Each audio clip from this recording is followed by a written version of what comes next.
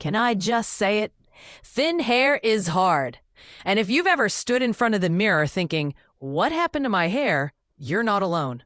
I see you there, running your fingers through strands that used to be thick and full, wondering if you're destined to just accept this. But here's what's going to change everything for you today. What if I told you it's not your hair that's the problem? It's how you're styling it. What if every single thing you've been told about thin hair has been setting you up for failure? I'm about to completely shatter the biggest myth that's been sabotaging your hair confidence, and I'm going to show you exactly why the advice you've been following is making your thin hair look even thinner. This isn't just another hair tutorial. This is your wake-up call. Today, I'm breaking down the 5 biggest thin hair styling mistakes that are secretly working against you.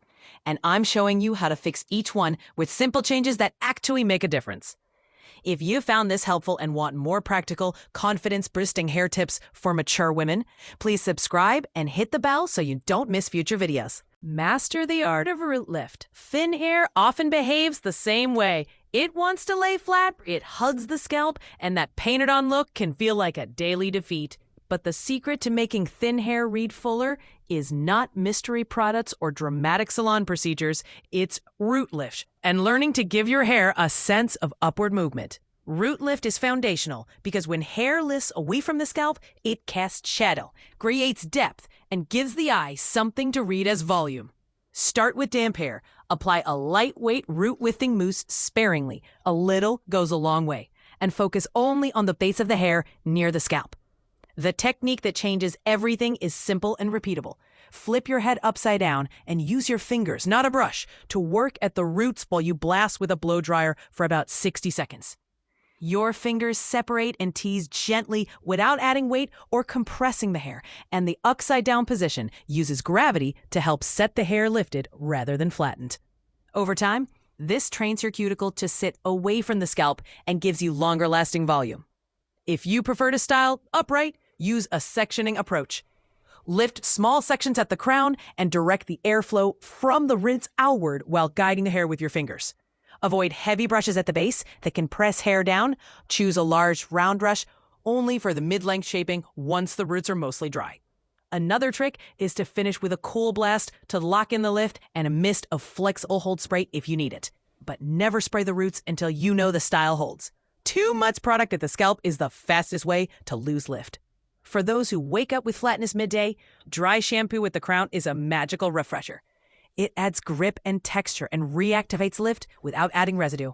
Finally, remember that habits matter.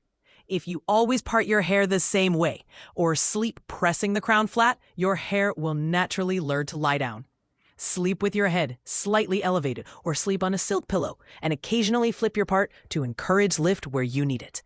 Root lift is not a one-time trick. It's a habit and a tiny ritual that, when practiced, changes the shape of your hair and the way people see your density.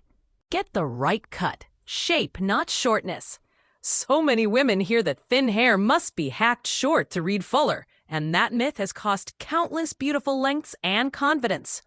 The truth is that the right cut is about shape and structure, not an automatic chop. Thin hair benefits from strategic layering that creates internal movement and prevents the hair from hanging as one flat sheet. Soft, face-framing layers beginning around the cheekbones add bounce and disguise subtle thinness around the part and temples. Light texturizing can remove dead weight, the sections that pull hair flat, but it must be done with the aim of preserving density, not stealing it. A razor or overly aggressive texturizing technique can create wispy, stringy ends that read thinner. Instead, opt for point cutting and minimal slide thinning in targeted places. The goal is to create a silhouette that suggests density, rounded shapes at the crown, slightly shorter pieces that encourage lift, and longer lengths where hair can show movement. Communication with your stylist is everything. Bring photos of styles you like, and be specific about wanting soft movement, not choppy or heavily razored edges. Ask for layers that will work with your natural part and the way you typically wear your hair. If you part on the side, layers that move across the face rather than straight down will help create fullness. For those with thinning at the crown, a slightly longer top with graduated layering toward the back can disguise sparse spots and give you options for gentle teasing or texturing. Remember, a good cut should reduce daily styling frustration, not increase it. If you're spending twice as long every morning to make the cut behave, the cut is working against you. Also, consider your face shape and lifestyle. If you prefer to wear your hair down most days, keep length that allows movement. If you love styling up, ask for more internal structure that holds when pinned. Finally, maintenance matters. Frequent trims keep ends healthy and prevent the hair from looking straggly and thin at the tips. The right cut doesn't demand shortness. It demands intention, proportion, and a stylist who understands how to maximize perceived density using shape, not sacrifice. Your part is deceptively powerful. That thin line where hair separates can either hide or highlight thinness, and most of us fall on autopilot with the same part we've worn for years. The problem is twofold. That repeated tension can weaken hair along that line, and a sharp center part makes the scalp the focal point. A soft side part immediately redistributes hair across the forehead and gives the visual impression of more hair where it counts. But the magic extends beyond side versus middle. The texture and irregularity of the part make a big difference. A razor straight part is an optical highlighter for scalp visibility. Instead, create a gentle sweep, not a rigid line that sits an inch or so off center. For added camouflage, try the zigzag part made with a pointed end of a comb. Those tiny, subtle undulations break up the line, creating optical noise that tricks the eye into perceiving density. If you have a pronounced thinning spot, repositioning the part slightly and allowing a few pieces to fall across the area will soften the contrast between skin and hair. Another secret is to change your part regularly. Moving it even half an inch every few days prevents chronic flattening along one line and trains hair to sit differently. For those with cowlicks or stubborn growth patterns at the crown, work with those patterns rather than against them. A softer side part that follows the natural flow of growth will require less product and less mechanical force to hold. Light texturing spray along the part can add grip and make the hair look fuller without residue. If your part is inevitable because of regrowth patterns, use a tinted root powder or scalp concealer very sparingly along the part to reduce reflectivity and visually thicken the line. Remember, the part is not just an aesthetic choice. It's a styling strategy. Slight shifts, gentle texture, and the occasional zigzag are simple, non-damaging habits that can dramatically raise the apparent density of thin hair. Add texture the non-damaging way. Flat, straight hair makes every thin spot obvious because there's nowhere for the eye to hide. Texture creates shadow, depth, and movement, all of which read as fullness. But you don't need heat or dramatic curls to get that effect. You need ideas that work with thin hair's delicate nature.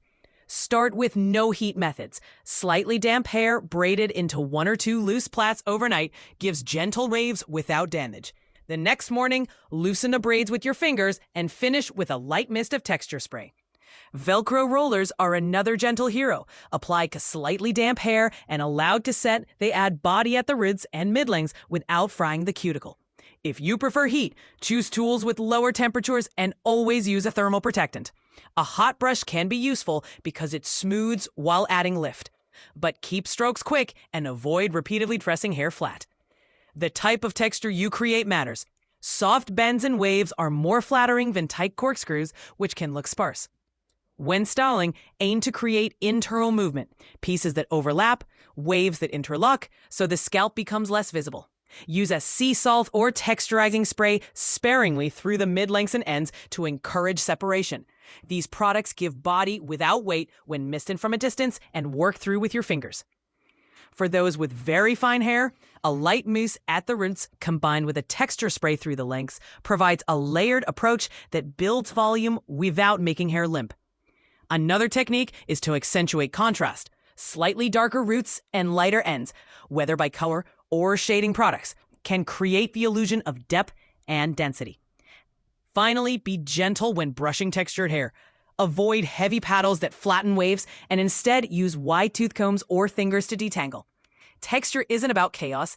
It's about carefully placed movement that disguises thinness and brings life back to hair that otherwise reads flat. Less is absolutely more with products.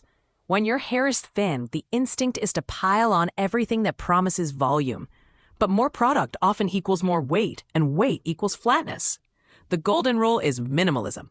Use lightweight formulations and place them precisely where they help, not where they hurt. For daily styling, a small amount of root lifting mousse applied only at the base of damp hair would do far more than a heavy cream or oil that's smeared from root to tip. Conditioners belong at the ends, never at the roots. Heavy conditioners at the scalp are the fastest route to limp, oily-looking hair. Texture sprays, dry shampoo, and light sprays should be used like seasoning. A fine mist at the mid-legs and a touch at the crown for grip, not a thick coating that shows residue or crunch. If you try a new product, do a touch test. If you can feel the product after styling, you've likely used too much. Another tip is to rotate products. When you use the same formulas continuously, hair can become product saturated and lose bounce. Wash thoroughly when needed to reset the base. A clarifying shampoo once every couple of weeks can restore buoyancy if buildup has crept in. For whole, favor flexible sprays that allow movement over skin, helmet-like formulas that freeze hair and reveal thinning. Oils and heavy serums are best reserved for ends and occasional deep treatments. Use a pea-sized amount on the longest lengths if you need shine, applied very carefully to avoid the crown. For camouflage, try a root powder or scalp shading, applied minimally along the part and any sparse patches, rather than smothering the hair in concealer. The right tools also make product usage more efficient. A blow dryer with good airflow and a large round brush lets you achieve lift with less product. Ultimately, the less you can rely on weighty formulas and the more you can use strategic lightweight products, the more natural and full your hair will appear. Your hair doesn't define your worth, but the way you choose to style it can redefine how you feel about yourself every single day. Thin hair isn't a sentence. It's simply a different texture that benefits from smarter techniques. Lift at the roots, a shape-focused cut, a part that disguises instead of reveals, texture that adds shadow and depth, and product minimalism that supports rather than smothers. Try one change at a time, celebrate small wins, and remember that confidence is the best styling tool you own. If one tip here helped you even a little, please give this video a thumbs up. Share it with a friend who needs to hear this, and drop a comment with your hair question. I read every single one and love helping you find what works for your unique hair. Subscribe for more simple, realistic hair advice made for women who want to look and feel their best.